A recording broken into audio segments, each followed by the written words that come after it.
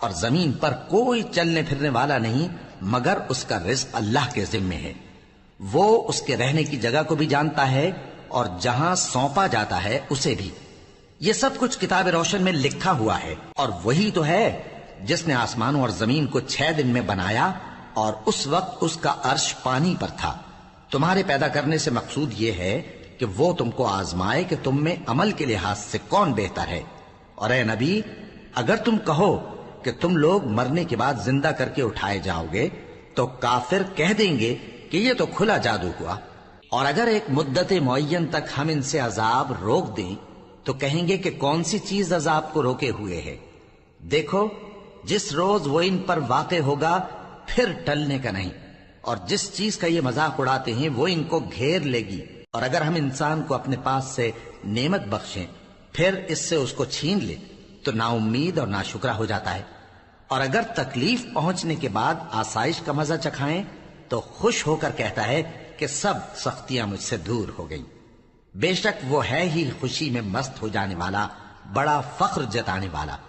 ہاں، جنہوں نے صبر کیا اور عمل نیک کیے، یہی ہیں جن کے لیے بخشش اور اجر عظیم ہے۔ تو شاید تم کچھ چیز وہی میں سے جو تمہارے پاس آتی ہے چھوڑ دو، اور اس خیال سے تمہارا دل تنگ ہو کہ کافر یہ کہنے لگیں کہ اس پر کوئی خزانہ کیوں نہیں نازل ہوا، یا اس کے ساتھ کوئی فرشتہ کیوں نہیں آیا۔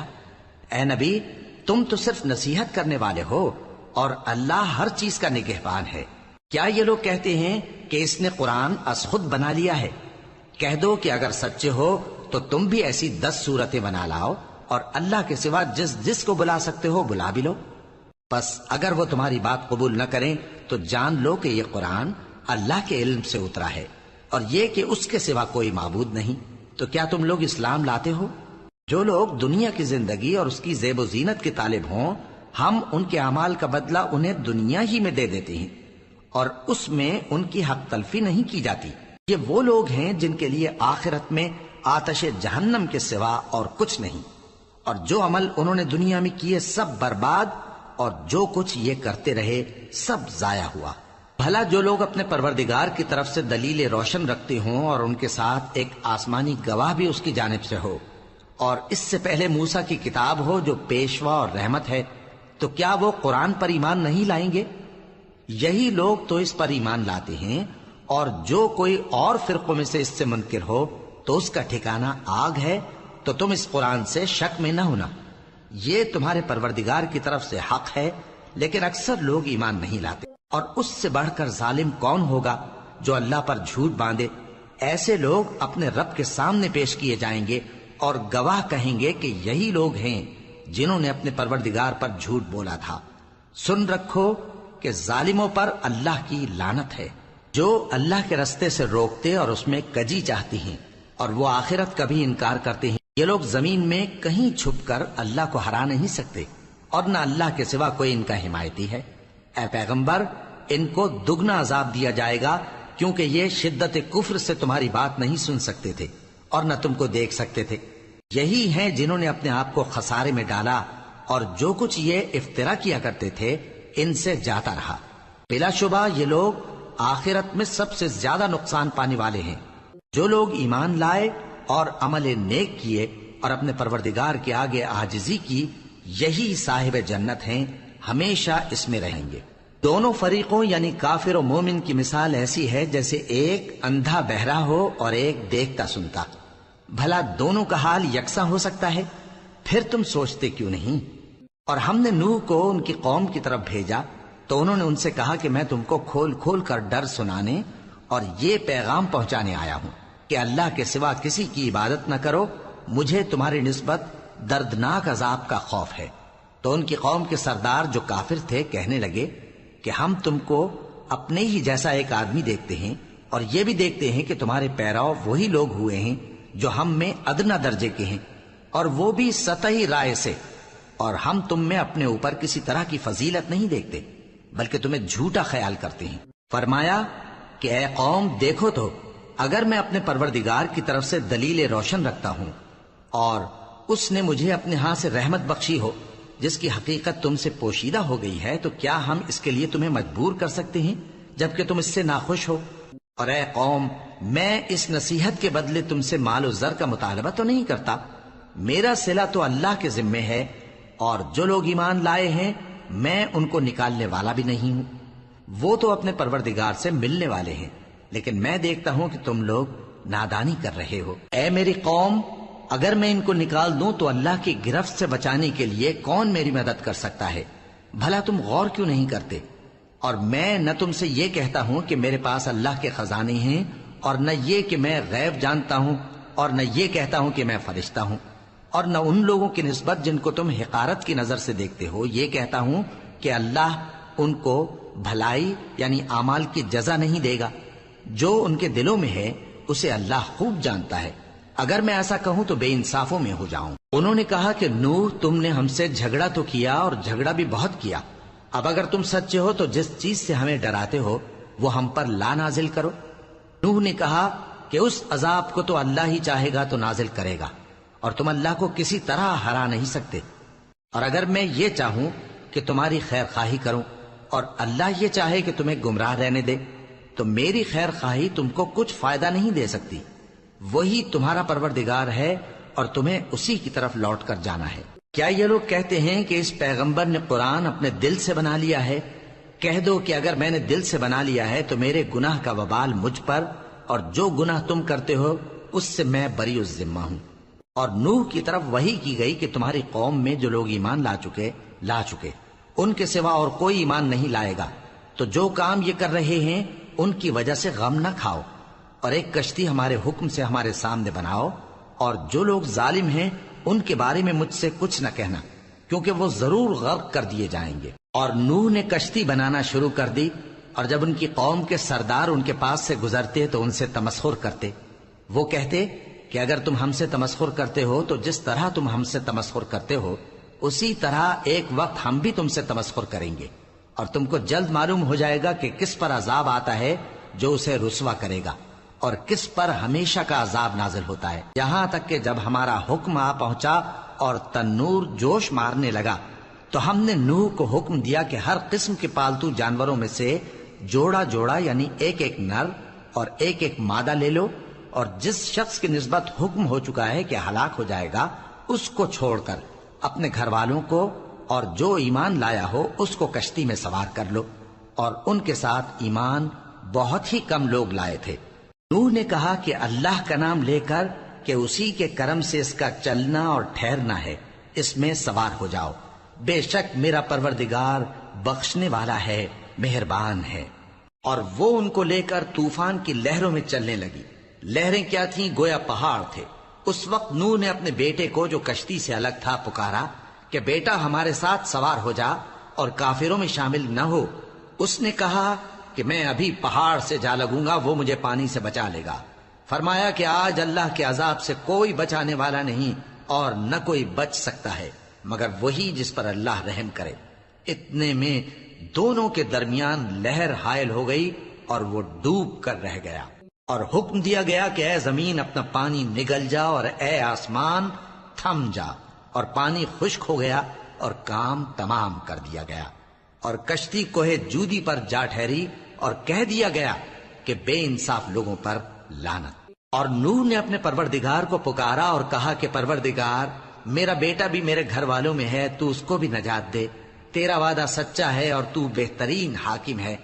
اللہ نے فرمایا کہ اے نوح، وہ تیرے گھر والوں میں نہیں ہے، وہ تو سراسر بد عمل ہے، تو جس چیز کی تم کو حقیقت معلوم نہیں اس کے بارے میں مجھ سے درخواست ہی نہ کرو، اور میں تم کو نصیحت کرتا ہوں کہ نادان نہ بنو۔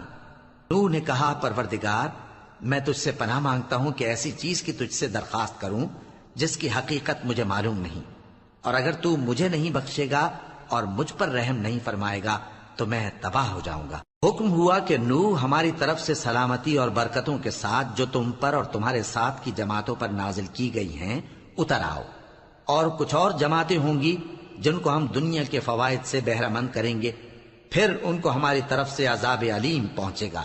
یہ حالات غیب کی خبروں میں سے ہیں جو ہم تمہاری طرف بھیجتے ہیں، اور اس سے پہلے نہ تم ہی ان کو جانتے تھے اور نہ تمہاری قوم ہی ان سے واقف تھی، تو صبر کرو کہ انجام پرہیزگاروں ہی کا بھلا ہے۔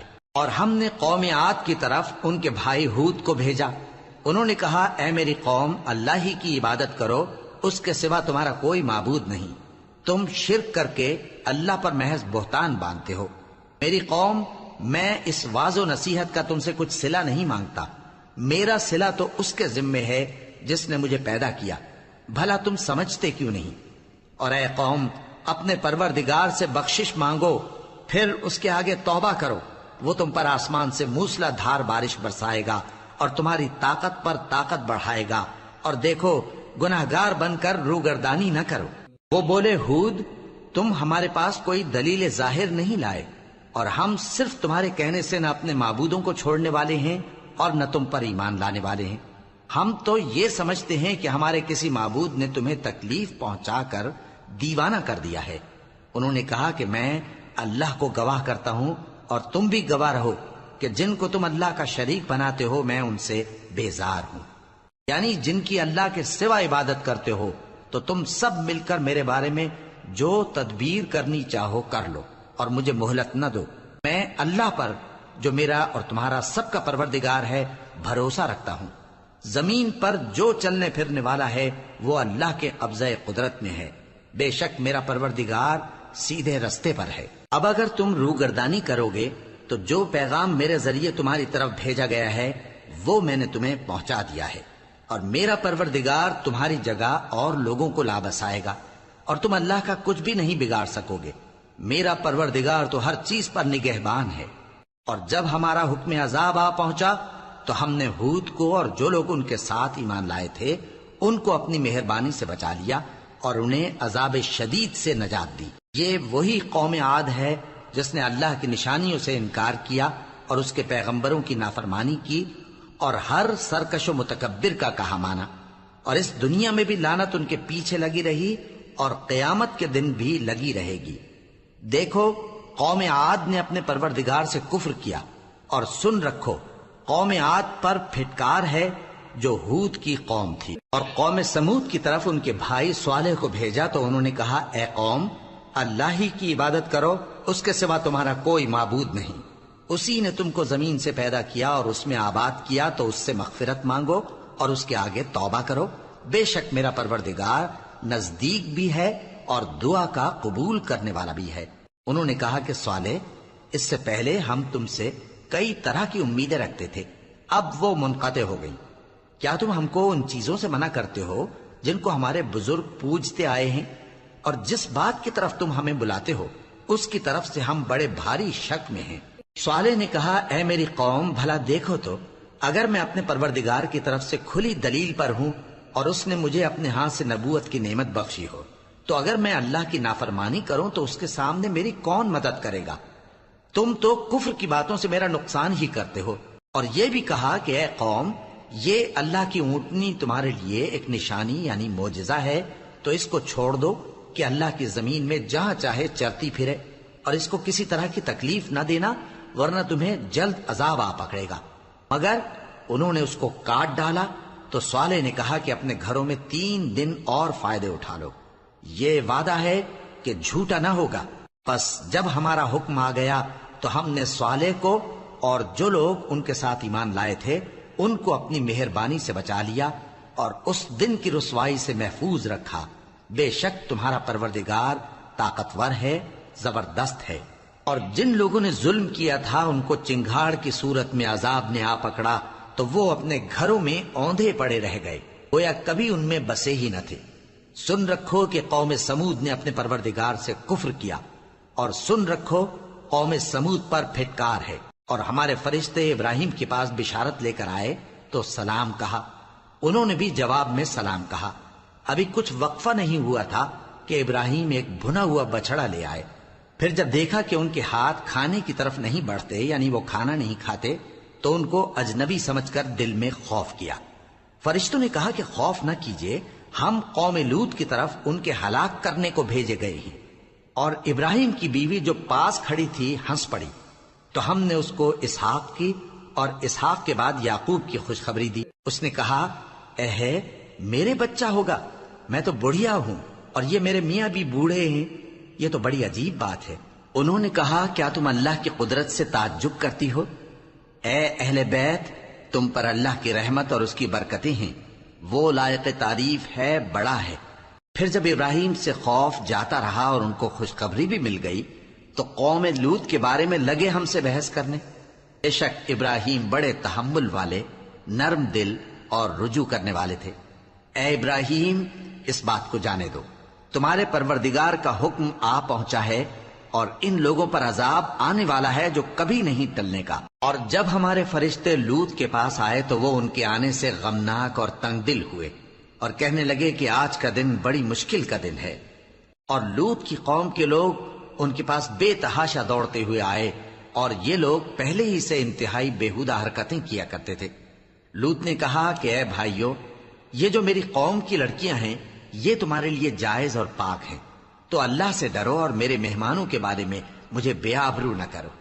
کیا تم میں کوئی بھی شائستہ آدمی نہیں؟ وہ بولے تم کو معلوم ہے کہ تمہاری ان بیٹیوں کی ہمیں کچھ حاجت نہیں، اور جو ہماری غرض ہے اسے تم خوب جانتے ہو۔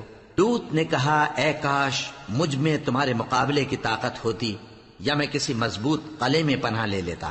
فرشتوں نے کہا اے لوط، ہم تمہارے پروردگار کے فرشتے ہیں، یہ لوگ ہرگز تم تک نہیں پہنچ سکیں گے، تو کچھ رات رہے سے اپنے گھر والوں کو لے کر چل دو، اور تم میں سے کوئی شخص پیچھے مڑ کر نہ دیکھے مگر تمہاری بیوی کے جو آفت ان پر پڑنے والی ہے وہی اس پر بھی پڑے گی۔ ان کے عذاب کے وعدے کا وقت صبح ہے، اور کیا صبح کچھ دور ہے؟ پھر جب ہمارا حکم آیا ہم نے اس بستی کو الٹ کر نیچے اوپر کر دیا اور ان پر پتھر کی تہ بتہ کنکریاں برسائیں جن پر تمہارے پروردگار کے ہاں سے نشان کیے ہوئے تھے، اور وہ بستی ان ظالموں سے کچھ دور نہیں۔ اور مدین کی طرف ان کے بھائی شعیب کو بھیجا تو انہوں نے کہا کہ اے قوم، اللہ ہی کی عبادت کرو کہ اس کے سوا تمہارا کوئی معبود نہیں، اور ناپ اور تول میں کمی نہ کیا کرو، میں تو تم کو آسودہ حال دیکھتا ہوں، اور اگر تم ایمان نہ لاؤ گے تو مجھے تمہارے بارے میں ایک ایسے دن کے عذاب کا خوف ہے جو تم کو گھیر کر رہے گا۔ اور اے میری قوم، ناپ اور تول انصاف کے ساتھ پوری پوری کیا کرو، اور لوگوں کو ان کی چیزیں کم نہ دیا کرو، اور زمین میں خرابی کرتے نہ پھرو۔ اگر تم کو میرے کہنے کا یقین ہو تو اللہ کا دیا ہوا نفع ہی تمہارے لیے بہتر ہے، اور میں تمہارا نگہبان نہیں ہوں۔ انہوں نے کہا اے شعیب، کیا تمہاری نماز تمہیں یہ سکھاتی ہے کہ جن کو ہمارے باپ دادا پوجتے آئے ہیں ہم ان کو ترک کر دیں، یا اپنے مال میں تصرف کرنا چاہیں تو نہ کریں؟ تم تو بڑے نرم دل اور بڑے سیدھے ہو۔ انہوں نے کہا کہ اے قوم، دیکھو تو اگر میں اپنے پروردگار کی طرف سے دلیل روشن پر ہوں اور اس نے اپنے ہاں سے مجھے نیک روزی دی ہو تو کیا میں اپنا فرض ادا نہ کروں؟ اور میں نہیں چاہتا کہ جس بات سے میں تمہیں منع کروں خود اس کو کرنے لگوں۔ میں تو جہاں تک مجھ سے ہو سکے تمہارے معاملات کی اصلاح چاہتا ہوں، اور اس بارے میں مجھے توفیق کا ملنا اللہ ہی کے فضل سے ہے۔ میں اسی پر بھروسہ رکھتا ہوں اور اسی کی طرف رجوع کرتا ہوں۔ اور اے قوم، میری مخالفت تم سے کوئی ایسا کام نہ کرا دے کہ جیسی مصیبت نوح کی قوم یا ہود کی قوم یا صالح کی قوم پر واقع ہوئی تھی ویسی ہی مصیبت تم پر واقع ہو۔ اور لوط کی قوم کا زمانہ تو تم سے کچھ دور نہیں، اور اپنے پروردگار سے بخشش مانگو اور اس کے آگے توبہ کرو، بے شک میرا پروردگار بڑا مہربان ہے، بہت محبت کرنے والا ہے۔ انہوں نے کہا کہ شعیب، تمہاری بہت سی باتیں ہماری سمجھ میں نہیں آتی، اور ہم دیکھتے ہیں کہ تم ہم میں کمزور بھی ہو، اور اگر تمہارے بھائی بند نہ ہوتے تو ہم تم کو سنسار کر دیتے، اور تم ہم پر کسی طرح بھی غالب نہیں ہو۔ انہوں نے کہا کہ اے قوم، کیا میرے بھائی بندوں کا دباؤ تم پر اللہ سے زیادہ ہے، اور اس کو تم نے پیٹھ پیچھے ڈال رکھا ہے؟ میرا پروردگار تو تمہارے سب اعمال کا احاطہ کیے ہوئے ہے۔ اور اے قوم، تم اپنی جگہ کام کیے جاؤ، میں اپنی جگہ کام کیے جاتا ہوں۔ تم کو ان قریب معلوم ہو جائے گا کہ رسوا کرنے والا عذاب کس پر آتا ہے اور جھوٹا کون ہے، اور تم بھی انتظار کرو، میں بھی تمہارے ساتھ انتظار کرتا ہوں۔ اور جب ہمارا حکم آ پہنچا تو ہم نے شعیب کو اور جو لوگ ان کے ساتھ ایمان لائے تھے ان کو تو اپنی رحمت سے بچا لیا، اور جو ظالم تھے ان کو چنگھاڑ نے آ دبوچا، تو وہ اپنے گھروں میں اوندھے پڑے رہ گئے، گویا ان میں کبھی بسے ہی نہ تھے۔ سن رکھو کہ مدین پر ویسی ہی پھٹکار ہے جیسی سمود پر پھٹکار تھی۔ اور ہم نے موسیٰ کو اپنی نشانیاں اور دلیل روشن دے کر بھیجا فرعون اور اس کے سرداروں کی طرف، تو وہ فرعون ہی کے حکم پر چلتے رہے، حالانکہ فرعون کا حکم درست نہیں تھا۔ وہ قیامت کے دن اپنی قوم کے آگے آگے چلے گا، پھر ان کو دوزخ میں جا اتارے گا، اور جس مقام پر وہ اتارے جائیں گے وہ برا ہے۔ اور اس جہان میں بھی لعنت ان کے پیچھے لگا دی گئی، اور قیامت کے دن بھی پیچھے لگی رہے گی۔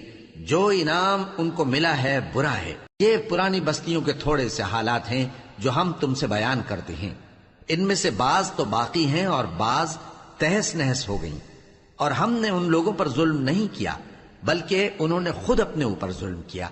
غرض جب تمہارے پروردگار کا حکم آ پہنچا تو جن معبودوں کو وہ اللہ کے سوا پکارا کرتے تھے وہ ان کے کچھ بھی کام نہ آئے، اور بربادی کے سوا انہیں اور کچھ نہ دے سکے۔ اور تمہارا پروردگار جب نافرمان بستیوں کو پکڑا کرتا ہے تو اس کی پکڑ اسی طرح کی ہوتی ہے، بے شک اس کی پکڑ دکھ دینے والی سخت ہے۔ ان قصوں میں اس شخص کے لیے جو عذاب آخرت سے ڈرے عبرت ہے۔ یہ وہ دن ہوگا جس میں سب اکٹھے کیے جائیں گے، اور یہی وہ دن ہوگا جس میں سب اللہ کے روبرو حاضر کیے جائیں گے، اور ہم اس کے لانے میں ایک وقت معین تک تاخیر کر رہے ہیں۔ جس روز وہ آ جائے گا تو کوئی شخص اللہ کے حکم کے بغیر بول بھی نہیں سکے گا۔ پھر ان میں سے کچھ بدبخت ہوں گے اور کچھ نیک بخت۔ تو جو بدبخت ہوں گے وہ دوزخ میں ڈال دیے جائیں گے، اس میں ان کو چلانا اور دھاڑنا ہوگا۔ جب تک آسمان و زمین ہیں وہ اسی میں رہیں گے مگر جتنا تمہارا پروردگار چاہے۔ بے شک تمہارا پروردگار جو چاہتا ہے کر دیتا ہے۔ اور جو نیک بخت ہوں گے وہ بہشت میں داخل کیے جائیں گے، اور جب تک آسمان اور زمین ہیں ہمیشہ اسی میں رہیں گے مگر جتنا تمہارا پروردگار چاہے۔ یہ اللہ کی بخشش ہے جو کبھی منقطع نہیں ہوگی۔ تو یہ لوگ جو غیر اللہ کی پرستش کرتے ہیں اس سے تم شک میں نہ پڑنا، یہ اسی طرح پرستش کرتے ہیں جس طرح پہلے سے ان کے باپ دادا پرستش کرتے آئے ہیں، اور ہم ان کو ان کا حصہ پورا پورا بغیر کچھ کم کیے دینے والے ہیں۔ اور ہم نے موسیٰ کو کتاب دی تو اس میں اختلاف کیا گیا، اور اگر تمہارے پروردگار کی طرف سے ایک بات پہلے نہ ہو چکی ہوتی تو ان میں فیصلہ کر دیا جاتا، اور وہ تو اس کی طرف سے بڑے بھاری شک میں پڑے ہوئے ہیں۔ اور تمہارا پروردگار ان سب کو قیامت کے دن ان کے اعمال کا پورا پورا بدلہ دے گا، بے شک جو عمل یہ کرتے ہیں وہ اس سے واقف ہے۔ سو اے پیغمبر، جیسا تم کو حکم ہوتا ہے اس پر تم اور جو لوگ تمہارے ساتھ تائب ہوئے ہیں قائم رہو، اور حد سے تجاوز نہ کرنا، وہ تمہارے سب اعمال کو دیکھ رہا ہے۔ اور مسلمانوں، جو لوگ ظالم ہیں ان کی طرف مائل نہ ہونا، نہیں تو تمہیں بھی دوزخ کی آگ آ لپٹے گی، اور اللہ کے سوا تمہارے کوئی دوست نہیں ہوں گے، پھر تمہیں کوئی مدد بھی نہ ملے گی۔ اور دن کے دونوں سروں یعنی صبح اور شام کے اوقات میں اور رات کی چند ساعتوں میں نماز پڑھا کرو، کچھ شک نہیں کہ نیکیاں گناہوں کو دور کر دیتی ہیں۔ یہ ان کے لیے نصیحت ہے جو نصیحت قبول کرنے والے ہیں۔ اور صبر کیے رہو کہ اللہ نیکوکاروں کا اجر ضائع نہیں کرتا۔ تو جو امتیں تم سے پہلے گزر چکی ہیں ان میں ایسے ہوش مند کیوں نہ ہوئے جو ملک میں خرابی کرنے سے روکتے؟ ہاں، ایسے تھوڑے سے تھے جن کو ہم نے ان میں سے نجات بخشی، اور جو ظالم تھے وہ انہی باتوں کے پیچھے لگے رہے جن میں عیش و آرام تھا، اور وہ گناہوں میں ڈوبے ہوئے تھے۔ اور تمہارا پروردگار ایسا نہیں ہے کہ بستیوں کو جبکہ وہاں کے باشندے نیکوکار ہوں از راہ ظلم تباہ کر دے۔ اور اگر تمہارا پروردگار چاہتا تو تمام لوگوں کو ایک ہی جماعت کر دیتا، اور وہ برابر اختلاف کرتے رہیں گے، مگر جن پر تمہارا پروردگار رحم فرمائے، اور اسی لیے اس نے ان کو پیدا کیا ہے۔ اور تمہارے پروردگار کا قول پورا ہو گیا کہ میں دوزخ کو جنوں اور انسانوں سب سے بھر دوں گا۔ اور اے نبی اور پیغمبروں کے وہ سب حالات جو ہم تم سے بیان کرتے ہیں ان سے ہم تمہارے دل کو جمائے رکھتے ہیں، اور ان حالات میں تمہارے پاس حق پہنچ گیا، اور یہ مومنوں کے لیے نصیحت اور عبرت ہے۔ اور جو لوگ ایمان نہیں لائے ان سے کہہ دو کہ تم اپنی جگہ عمل کیے جاؤ، ہم اپنی جگہ عمل کیے جاتے ہیں، اور نتیجہ اعمال کا تم بھی انتظار کرو، ہم بھی انتظار کرتے ہیں۔ اور آسمانوں اور زمین کی چھپی چیزوں کا علم اللہ ہی کو ہے، اور تمام معاملات اسی کی طرف رجوع کیے جائیں گے تو اسی کی عبادت کرو اور اسی پر بھروسہ رکھو، اور جو کچھ تم لوگ کر رہے ہو تمہارا پروردگار اس سے بے خبر نہیں۔ شروع اللہ کا نام لے کر جو بڑا مہربان نہایت رحم والا ہے۔ الف لام را، یہ کتاب روشن کی آیتیں ہیں۔ ہم نے اس قرآن کو عربی میں نازل کیا ہے تاکہ تم لوگ سمجھ سکو۔ اے پیغمبر، ہم اس قرآن کے ذریعے سے جو ہم نے تمہاری طرف بھیجا ہے تمہیں ایک نہایت اچھا قصہ سناتے ہیں، اور تم اس سے پہلے بے خبر تھے۔ جب یوسف نے اپنے والد سے کہا کہ ابا، میں نے خواب میں 11 ستاروں اور سورج اور چاند کو دیکھا ہے، دیکھتا کیا ہوں کہ وہ مجھے سجدہ کر رہے ہیں۔ انہوں نے کہا کہ بیٹا، اپنے خواب کا ذکر اپنے بھائیوں سے نہ کرنا، نہیں تو وہ تمہارے حق میں کوئی چال چلیں گے۔ کچھ شک نہیں کہ شیطان انسان کا کھلا دشمن ہے، اور اسی طرح اللہ تمہیں برگزیدہ و ممتاز کرے گا اور خواب کی باتوں کی تعبیر کا علم سکھائے گا، اور جس طرح اس نے اپنی نعمت پہلے تمہارے دادا پر دادا ابراہیم اور اسحاق پر پوری کی تھی، اسی طرح تم پر اور اولاد یعقوب پر پوری کرے گا۔ بے شک تمہارا پروردگار سب کچھ جاننے والا ہے، حکمت والا ہے۔ ہاں، یوسف اور ان کے بھائیوں کے قصے میں پوچھنے والوں کے لیے بہت سی نشانیاں ہیں۔ جب انہوں نے آپس میں تذکرہ کیا کہ یوسف اور اس کا بھائی ابا کو ہم سے زیادہ پیارے ہیں، حالانکہ ہم جماعت کی جماعت ہیں، کچھ شک نہیں کہ ابا کھلی غلطی پر ہیں۔ یوسف کو یا تو جان سے مار ڈالو یا کسی ملک میں پھینک آؤ، پھر ابا کی توجہ صرف تمہاری طرف ہو جائے گی، اور اس کے بعد تم نیک لوگوں میں ہو جاؤ گے۔ ان میں سے ایک کہنے والے نے کہا کہ یوسف کو جان سے نہ مارو، کسی اندھے کنویں میں ڈال دو کہ کوئی راہگیر اسے نکال کر کسی دوسرے ملک میں لے جائے گا۔ اگر تم کو کرنا ہی ہے تو یوں کرو۔ یہ مشورہ کر کے وہ اپنے والد سے کہنے لگے کہ ابا جان، کیا سبب ہے کہ آپ یوسف کے بارے میں ہمارا اعتبار نہیں کرتے؟ حالانکہ ہم اس کے خیر خواہ ہیں، کل اسے ہمارے ساتھ بھیج دیجئے کہ خوب میوے کھائے اور کھیلے کودے، ہم اس کے نگہبان ہیں۔ انہوں نے کہا کہ یہ امر مجھے غمناک کیے دیتا ہے کہ تم اسے لے جاؤ، یعنی وہ مجھ سے جدا ہو جائے، اور مجھے یہ بھی خوف ہے کہ تم کھیل میں اس سے غافل ہو جاؤ اور اسے بھیڑیا کھا جائے۔ وہ کہنے لگے کہ اگر ہماری موجودگی میں کہ ہم ایک طاقتور جماعت ہیں اسے بھیڑیا کھا گیا تو ہم بڑے نقصان میں پڑ گئے۔ غرض جب وہ اس کو لے گئے اور اس بات پر اتفاق کر لیا کہ اس کو اندھے کنویں میں ڈال دیں، اور ہم نے یوسف کی طرف وحی بھیجی کہ ایک وقت ایسا آئے گا کہ تم انہیں ان کے اس سلوک سے آگاہ کرو گے، اور ان کو اس وحی کی کچھ خبر نہ ہوگی۔ اور یہ حرکت کر کے وہ رات کے وقت باپ کے پاس روتے ہوئے آئے، کہنے لگے کہ ابا جان، ہم تو دوڑنے اور ایک دوسرے سے آگے نکلنے میں مصروف ہو گئے اور یوسف کو اپنے اسباب کے پاس چھوڑ گئے تو اسے بھیڑیا کھا گیا، اور آپ ہماری بات کو گو ہم سچ ہی کہتے ہیں باور نہیں کریں گے۔ اور ان کے کرتے پر جھوٹ موٹ کا لہو بھی لگا لائے۔ یعقوب نے کہا کہ یوں نہیں ہے، بلکہ تم اپنے دل سے یہ بات بنا لائے ہو۔ اچھا، صبر کہ وہی خوب ہے، اور جو تم بیان کرتے ہو اس کے بارے میں اللہ ہی سے مدد چاہیے۔ اور اب اللہ کی شان دیکھو کہ اس کنویں کے قریب ایک قافلہ آوارد ہوا اور انہوں نے پانی کے لیے اپنا سقا بھیجا، تو اس نے کنویں میں ڈول لٹکایا، یوسف اس سے لٹک گئے۔ وہ بولا، زہے قسمت، یہ تو ایک لڑکا ہے، اور اس کو قیمتی سرمایہ سمجھ کر چھپا لیا۔ اور جو کچھ وہ کرتے تھے اللہ کو خوب معلوم تھا، اور انہوں نے اس کو تھوڑی سی قیمت یعنی مادود چند درہموں پر بیچ ڈالا، اور وہ اس سے بیزار ہو رہے تھے۔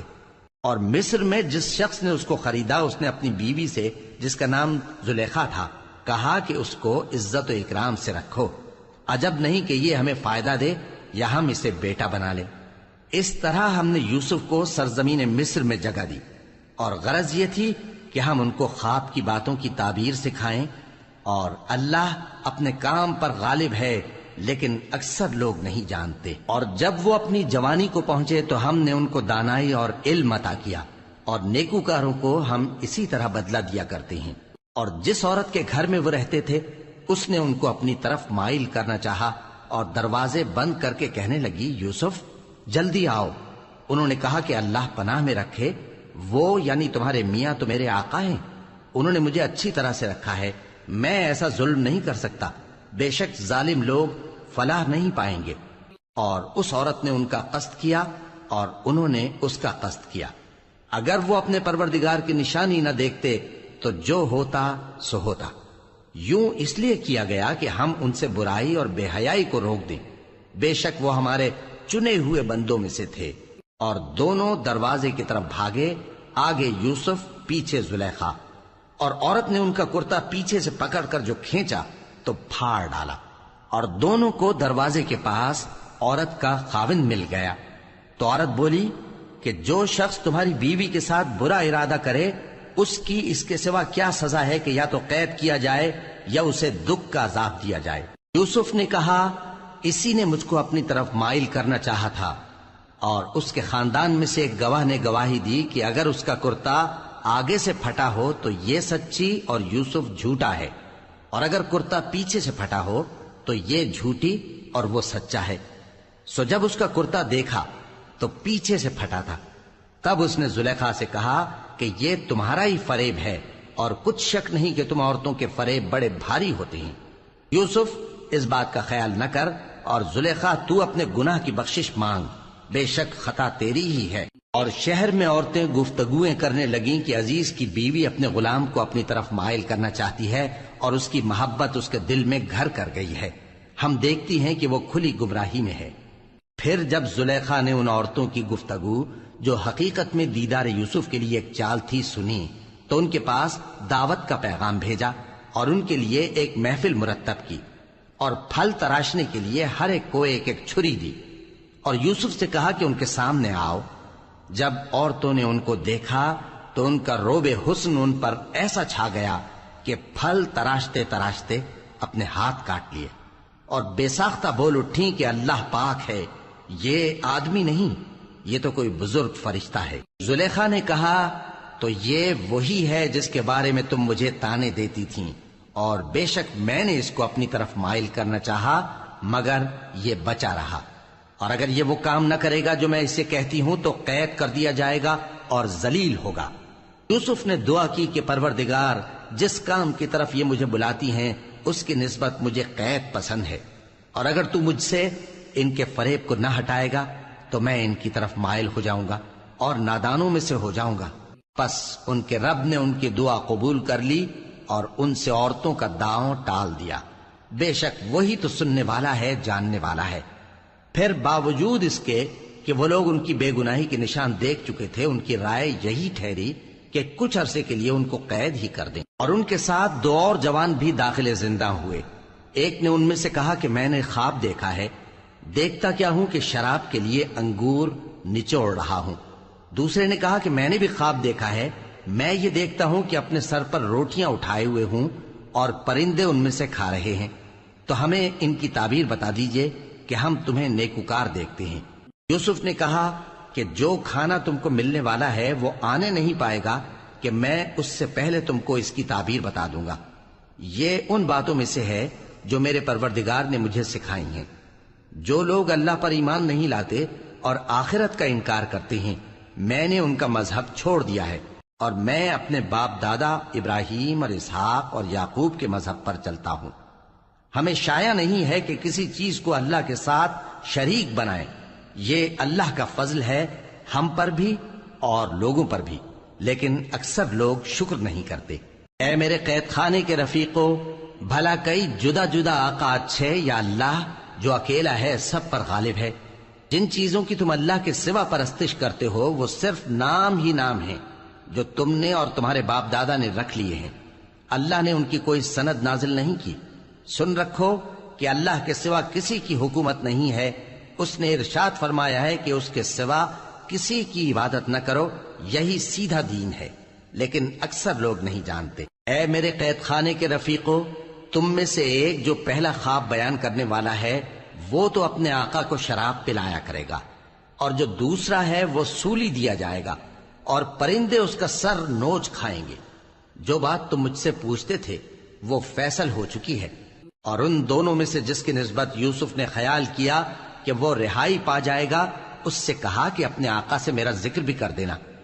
پھر شیطان نے اسے ان کا اپنے آقا سے ذکر کرنا بھلا دیا، اور یوسف کئی برس قید خانے ہی میں رہے.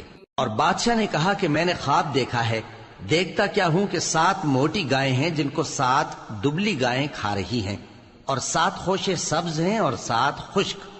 اے درباریو، اگر تم خوابوں کی تعبیر دے سکتے ہو تو مجھے میرے خواب کی تعبیر بتاؤ۔ انہوں نے کہا یہ خواب تو پریشان خیالی سے ہیں اور ہمیں ایسے خوابوں کی تعبیر نہیں آتی۔ اور وہ شخص جو دونوں قیدیوں میں سے رہائی پا گیا تھا اور جسے مدت کے بعد وہ بات یاد آ گئی، بول اٹھا کہ میں آپ کو اس کی تعبیر لا بتاتا ہوں، مجھے قید خانے جانے کی اجازت دیجیے۔ غرض وہ یوسف کے پاس آیا اور کہنے لگا، یوسف، اے بڑے سچے یوسف، ہمیں اس خواب کی تعبیر بتائیے کہ 7 موٹی گایوں کو 7 دبلی گائیں کھا رہی ہیں اور 7 خوشے سبز ہیں اور 7 سوکھے، تاکہ میں لوگوں کے پاس واپس جا کر تعبیر بتاؤں۔ عجب نہیں کہ وہ تمہاری قدر جانے۔ انہوں نے کہا کہ تم لوگ 7 سال متواتر کھیتی کرتے رہو گے، تو جو غلہ کاٹو تو تھوڑے سے غلے کے سوا جو کھانے میں آئے باقی کو خوشوں میں ہی رہنے دینا۔ پھر اس کے بعد خشک سالی کے 7 سخت سال آئیں گے کہ جو غلہ تم نے جمع کر رکھا ہوگا وہ سب کو کھا جائیں گے، صرف وہی تھوڑا سا رہ جائے گا جو تم احتیاط سے رکھ چھوڑو گے۔ پھر اس کے بعد ایک ایسا سال آئے گا کہ خوب مے برسے گا اور لوگ اس میں رس نچوڑیں گے۔ اور یہ تعبیر سن کر بادشاہ نے حکم دیا کہ یوسف کو میرے پاس لے آؤ۔ سو جب قاصد ان کے پاس گیا تو انہوں نے کہا کہ اپنے آقا کے پاس واپس جاؤ اور اس سے پوچھو کہ ان عورتوں کا کیا حال ہے جنہوں نے اپنے ہاتھ کاٹ لیے تھے، بے شک میرا پروردگار ان کے فریب سے خوب واقف ہے۔ بادشاہ نے عورتوں سے پوچھا کہ تمہارا کیا قصہ تھا جب تم نے یوسف کو اپنی طرف مائل کرنا چاہا؟ سب بول اٹھیں کہ اللہ پاک ہے، ہم نے اس میں کوئی برائی معلوم نہیں کی۔ عزیز کی بیوی نے کہا، اب سچی بات تو ظاہر ہو ہی گئی ہے، اصل یہ ہے کہ میں نے اس کو اپنی طرف مائل کرنا چاہا تھا اور وہ بے شک سچا ہے۔ یوسف نے کہا کہ میں نے یہ بات اس لیے پوچھی ہے کہ عزیز کو یقین ہو جائے کہ میں نے اس کی پیٹھ پیچھے اس کی امانت میں خیانت نہیں کی، اور اللہ خیانت کرنے والوں کی چال کو چلنے نہیں دے۔